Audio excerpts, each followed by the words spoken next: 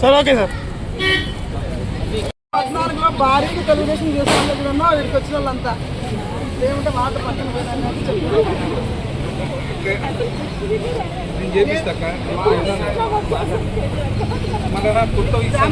కొంచెం వెనక్కి పెట్టరా సార్. Okay sir.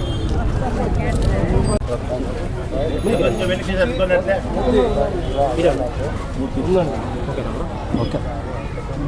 ఒక్కసారి సార్ బియ్యం వస్తున్నాయమ్మా కరెక్ట్ వస్తున్నాయా? తూకాలు తక్కువ కానీ ఎక్కువ కానీ ఉంటున్నారా? డీలర్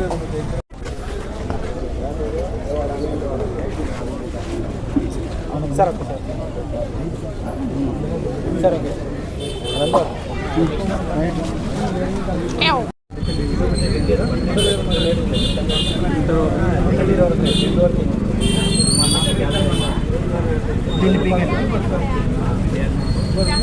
దాని కింద పెద్ద ఉన్నాడు కదా సార్. కమిషనర్ మీరు ఎంతమంది పిల్లలు కొడుకులు వద్దు ఏడుంటారు? అనంతరంలోనే ఉంటారా బయట? సార్. Okay sir. సార్ ఒక్కసారి సార్. Sir okay sir. వాళ్ళు అన్ని అందరూ పడతారు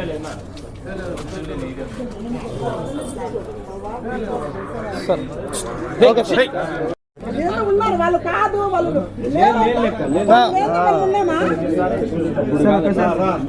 సార్ ఇక్కడ సార్. సార్ ఎన్ని తేదీ ఇస్తున్నారు? నెల ఆదివారం అయితే ముందు రోజు మూర్తేనా సార్. Okay sir. ఎన్ని ఏళ్ళు ఉన్నాయి? 65 ఏళ్ళు కొంచెం వచ్చేయండి. కొంచెం వచ్చి ఏం లేదు సార్ డబ్బులని మాట్లాడుతుంది ఎవరు ఇస్తాంటే పెన్షన్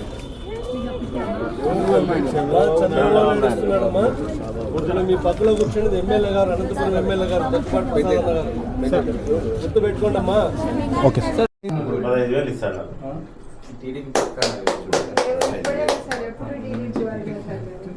టీడీపీ ఏం కాదు, చంద్రబాబు నాయుడు గుర్తుపెట్టుకోవాలి. రేపు పొద్దున్న మనతో పాటు ఒక 10 ఓట్లు వేయించుకునేటట్లు ఉండాలి. ఈరోజు అనంతపురం అర్బన్ నియోజకవర్గంలో పింఛన్ పంపిణీ కార్యక్రమం చేయడం జరుగుతూ ఉంది. మా జిల్లా అధ్యక్షుడు వెంకటేశ్వర గారు అలాగే మా మున్సిపల్ కమిషనర్ గారు, ఇక్కడ డివిజన్ ఇన్ఛార్జీలు అంతా కలిసి ఈ కార్యక్రమంలో పాల్గొనడం జరిగింది.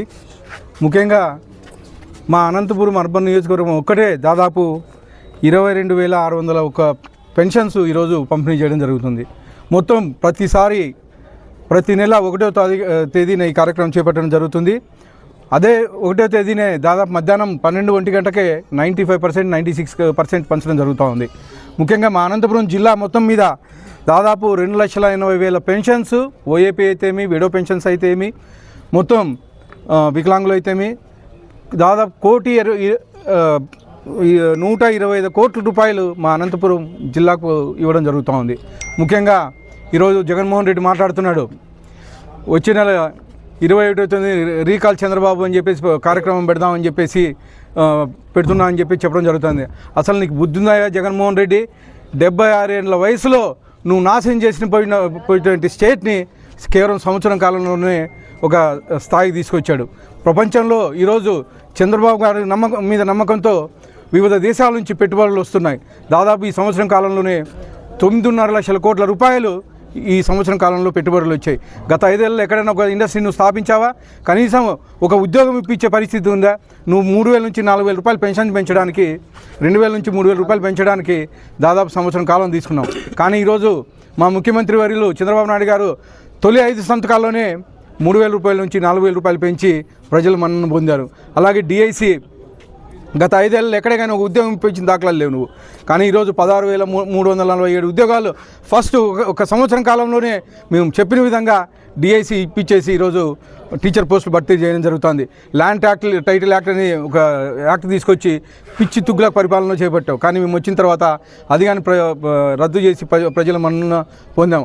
అలాగే అన్న క్యాంటీన్లు కేవలం మా తెలుగుదేశం ప్రభుత్వానికి మా నారా చంద్రబాబు నాయుడు గారికి పేరు వస్తుందని చెప్పేసి నువ్వు వస్తానే అన్న క్యాంటీన్లు మూసేసి పేదల కడుపు కొట్టావు. కానీ ఈరోజు మేము వచ్చిన తర్వాత మళ్ళీ అన్న క్యాంటీన్లు ఓపెన్ చేయించి కేవలం 5 రూపాయలకే ప్రతి పూట టిఫిన్ అయితే భోజనం అయితే రాత్రిపూట భోజనం అయితే పెట్టడం జరుగుతుంది.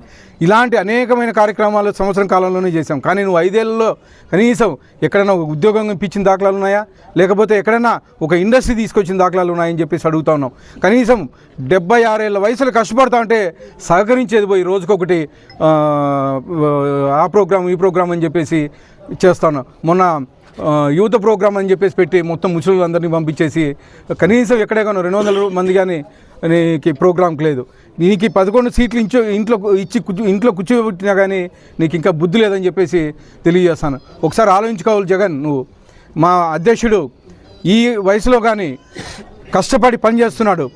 ఈ సంవత్సరం కాలంలోనే స్టేట్ని మళ్ళా ప్రపంచంలో నెంబర్ 1 స్థాయికి నిలబెట్టాలని చెప్పేసి ట్రై చేస్తున్నాడు. నువ్వు పోలవరం ఏం చేసావు? కనీసం ఎక్కడే కానీ ఒక రూపాయి ఖర్చు పెట్టిన దాఖలాలు లేవు. కానీ సంవత్సరం కాలంలోనే 14,000 కోట్ల రూపాయలు మళ్ళీ సెంట్రల్ నుంచి తీసుకొచ్చి ఈరోజు పోలవరం చేయడం జరుగుతుంది. అలాగే అమరావతిని 3 ముక్కలాట ఆడుకున్నావు. కానీ ఈరోజు మేము మళ్ళా 40,000 కోట్ల రూపాయలతో ఈ సంవత్సరం కాలంలోనే అభివృద్ధి వైపు తీసుకెళ్తున్నామని చెప్పి తెలియజేస్తూ ఈ అవకాశం ఇచ్చిన అందరికీ ధన్యవాదాలు తెలుపుతున్నాను.